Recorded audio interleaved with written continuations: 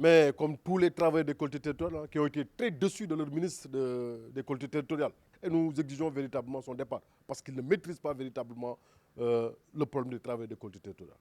Ce que les travailleurs des collectivités territoriales revendiquent, c'est l'augmentation généralisée des salaires qu'on a octroyés à tous les travailleurs du Sénégal.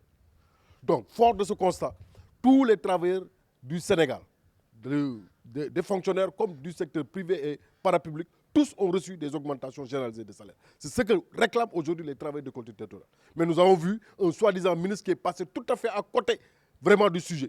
Et actuellement, présentement, là où je vous parle, au niveau de Dakar, tous les travailleurs des collectivités territoriales sont au niveau de la DAU pour véritablement s'offusquer.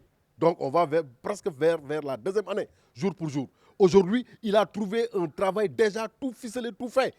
Il ne restait qu'effectivement qu'appliquer effectivement ce qui a été fait durant tout ce temps. Et que l'administration, c'est une continuité. Il a trouvé combien de ministres qui se sont appesantis sur cette affaire et aujourd'hui nous sommes à la fin véritablement de ce dossier. Lui, tout ce qu'il devait faire, c'est véritablement de dérouler. On ne demande pas à l'État de tout payer aujourd'hui, mais on demande d'abord dans un premier temps d'aligner les 6 000 agents qui sont à jour et qui ne souffrent d'aucune indication de régler pratiquement ce problème des 6 000 agents. Et maintenant, le reste des agents qui véritablement doivent fournir des documents qui restent, au fur et à mesure que ces documents soient fournis, qu'ils soient alignés dans le tableau vert. Et ensuite, maintenant, discuter véritablement des arriérés véritablement pour régler tout cela. Depuis presque 3 à 4 mois, l'intersyndicale a déposé une lettre à bonne et due forme pour une rencontre, pour régler ce problème. Parce qu'il n'a pas de sortie de crise, nous avons une solution de sortie de crise. Et nous l'avons brandi partout où il fallait le brandir.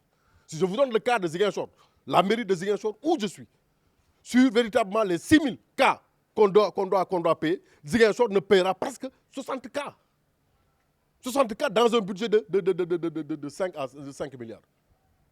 À quoi ça peut ramener la commune de Ziguinchor en néant? Sans compter le conseil départemental et les autres communes. Donc, si les 6 000, c'est dans tout l'étendue du Sénégal. Et vous avez vu, les agents les plus nombreux se trouvent à Dakar, ce n'est pas dans les régions. Ces menaces-là ne nous font pas broncher parce que nous sommes sur la bonne voie. Nous ne sommes jamais partis en grève sans un préavis. Parce que nous le combattons là. Tant que le problème des travailleurs n'est pas réglé, on n'arrêtera pas cette grève. Parce que nous sommes dans notre droit.